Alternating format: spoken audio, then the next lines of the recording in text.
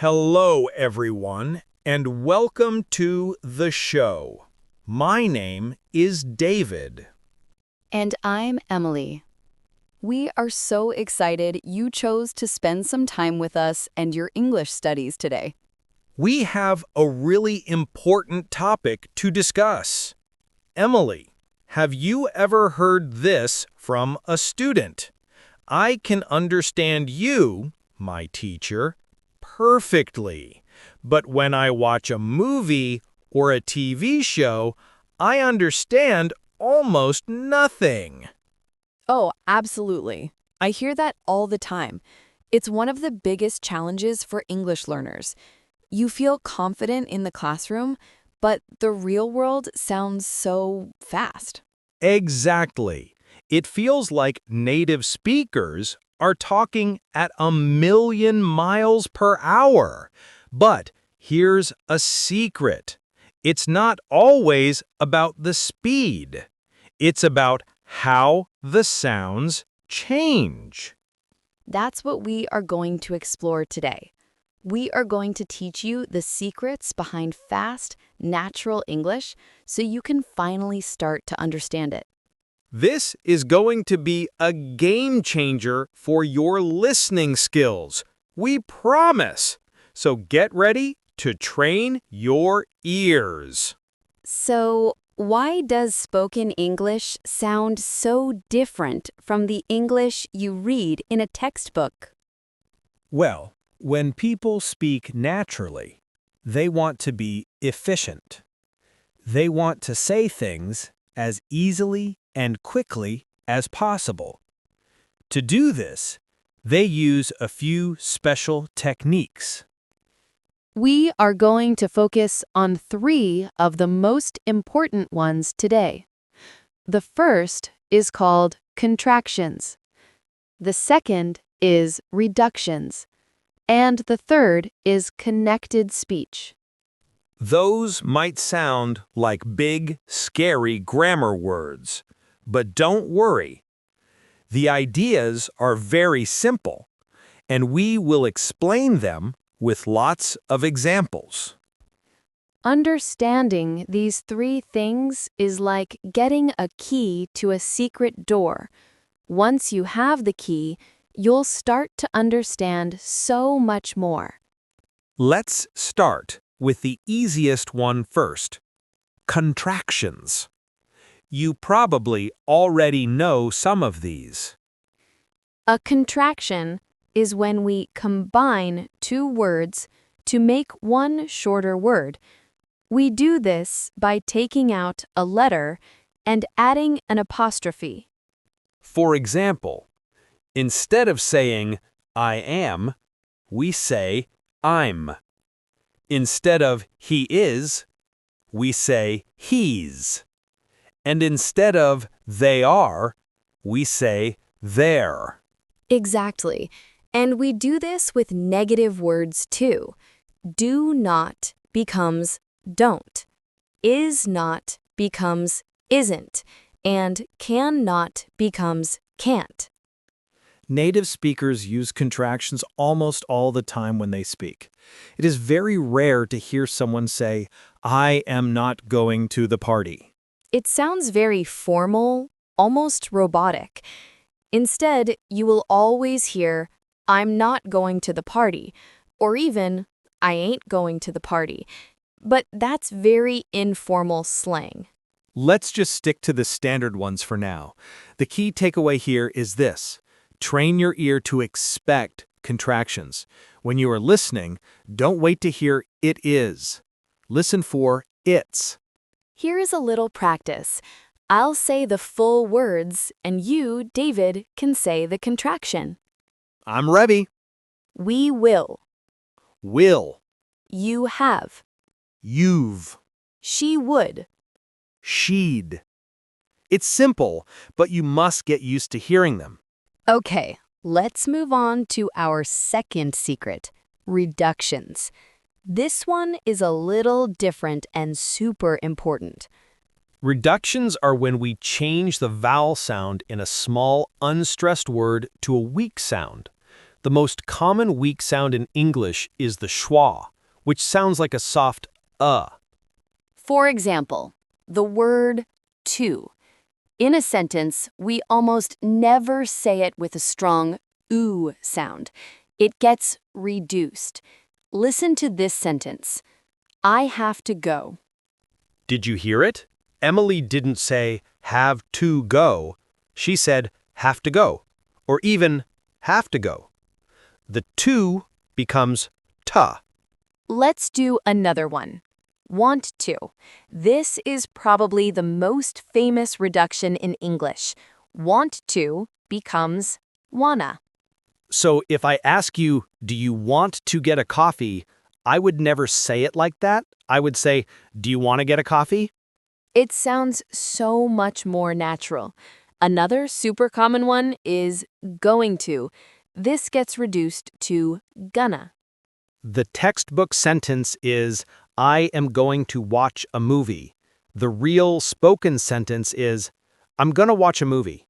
Contractions and reductions together. I am becomes I'm, and going to becomes gonna. This is the real music of English. Let's take a moment to really focus on those reductions because they can be tricky.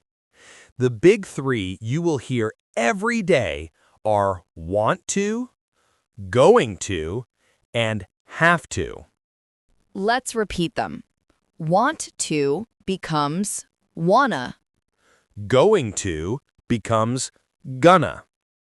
and have to becomes hafta. That T sound in have turns into an F sound, hafta. It's important to know that these are for speaking, not for writing. You should never write gonna or wanna in a formal email or an essay. But you must learn to recognize them when you listen. Let's try a few sentences. Listen closely. I want to learn English. That means I want to learn English. Here's another. She's gonna be late. That means she is going to be late. One more. We have to finish our homework. And that means we have to finish our homework. See? Once you know the rule, it's not so scary.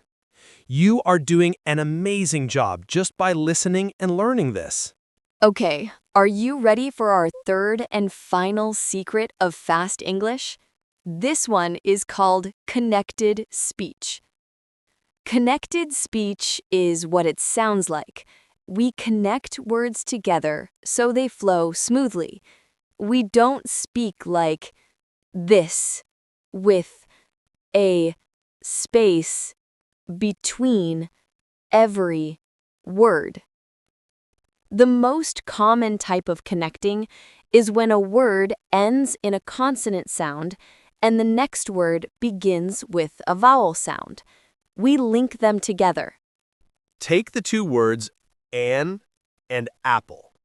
An, apple. Do you hear the space? But a native speaker will say an apple. The N sound from an attaches to the A in apple. It sounds like one word, an apple. Here's another example. Turn it off.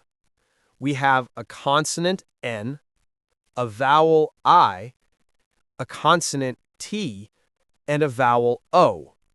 So we connect everything. It sounds like turn it off. Listen again. Turn it off. Can you turn it off? This is why it can be so hard to hear individual words, because often they aren't individual. They are linked together in a long chain of sound. Let's practice one more. First of all. A native speaker says, first of all. The V sound in of connects everything. First of all, thank you for coming. All right, now it's time to put all three of our secrets together. We have contractions, reductions, and connected speech. This is where the magic happens. Let's take a simple question. The textbook version is, what are you going to do? Now, let's apply our rules. First, a contraction. What are often gets contracted to whatter, which sounds like water. Next, a reduction. We know going to becomes gonna. So now we have, what are you gonna do? But we can make it even faster. In very informal, fast speech, what are you gets reduced all the way down to whatcha. So the final, super fast, real-world version of what are you going to do is what you gonna do. Let's do another one. The textbook sentence. I do not know what I should do. Okay, first, a contraction. Do not becomes don't. So I don't know what I should do. Now, let's add some connected speech and a common reduction. The phrase don't know is often reduced to dunno. So the sentence becomes, I dunno what I should do. It's much faster and smoother from I do not know to I dunna know. It's a huge difference. Now it's time for a little listening quiz. Don't worry, it's just for fun. We'll say a fast sentence, and you try to understand what it means. We'll give you a few seconds to think. Ready? Here is the first one. Could you give me a hand? Let's break it down.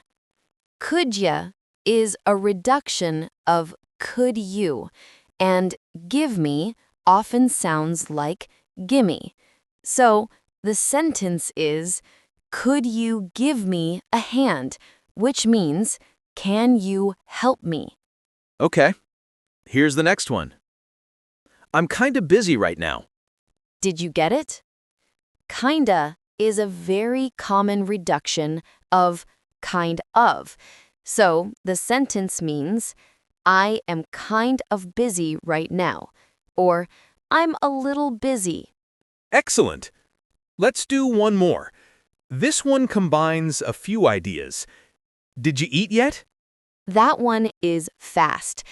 Did ya is the reduction of did you, and eat yet has connected speech. So the T at the end of eat links to the Y in yet, making a ch sound. Eat it. Did you eat yet? The full sentence is, did you eat yet? You can see how much the sounds can change, but the more you listen for these patterns, the easier it gets. You are training your brain. So, now you know the secrets. But how can you practice this in your daily life? Our number one tip is to listen actively, not passively.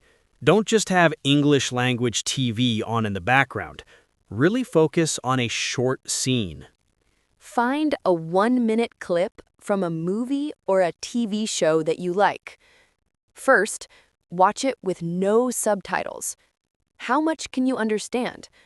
Maybe 30%? That's okay. Next, watch the same clip again, but with English subtitles on. Now you can see the words. Pay attention to the gap between what you read and what you hear. Notice the contractions and reductions. Then, watch it one more time with the subtitles off. We bet you will understand much more, maybe 60 or 70%. This is called active listening, and it is incredibly powerful. Another great tip is shadowing. Try to repeat the lines from the movie clip exactly as you hear them. Don't just say the words, try to copy the rhythm, the connections, the music of the sentence. And our final tip, be kind to yourself. You will not understand everything immediately. Nobody does. The goal is not 100% comprehension. The goal is to understand the main idea and to get a little better every single day. And that brings us to the end of our lesson on understanding fast English. Let's do a very quick recap. We learned about 3 key techniques that native speakers use: contractions, like I'm and don't, reductions, like gonna and wanna, and connected speech, where words are linked together. Understanding these is the key to unlocking real, natural English. It's not just about speed. It's about recognizing these patterns and sounds. Remember to practice with active listening. Use short clips, use English subtitles, and try shadowing. Little by little, the fast English that once sounded like noise will start to sound like words. You have already taken a huge step forward just by listening to this podcast today. You are building the skills you need to become a confident English speaker. We are so proud of your effort and dedication. Keep up the amazing work. You are capable of so much. That's all from us for now. Thank you for tuning in. Until next time, keep listening and happy learning. Goodbye.